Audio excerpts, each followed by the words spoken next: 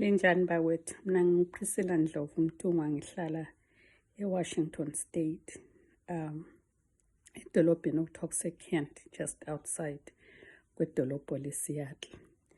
Mina sengivotile, ngivote ngabona sewule viki, ngaze ngakhangelela lokuthi ngibone ukuthi i-ballot box yami i-ballot paper yami ifikile. Ukhetho lakusasa yimi luqakatheke kakhulu, ngaphandle kokuthi abantu bakhangelela ukuthi ba-exercise i-democracy yabo ngokuvota. Mina kimi okuqakathekileyo ukuthi itikiti lika-Biden lomama ongumuntu omnyama oza kuba ngu-vice president. Kimi lokho kuqakatheke kakhulu ukwedlula zonke izinto. Kade sawavotela amakhiwa, savotela Obama, namhla sokuthi sivotele elinye itikiti elilomama ozamelela abantu abamnyama.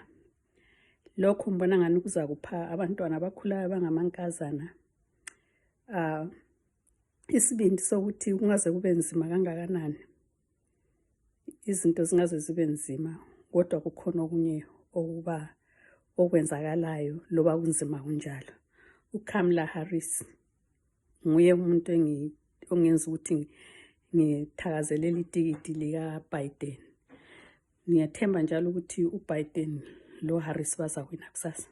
Thanks. Lisale kuhle. Bye bye.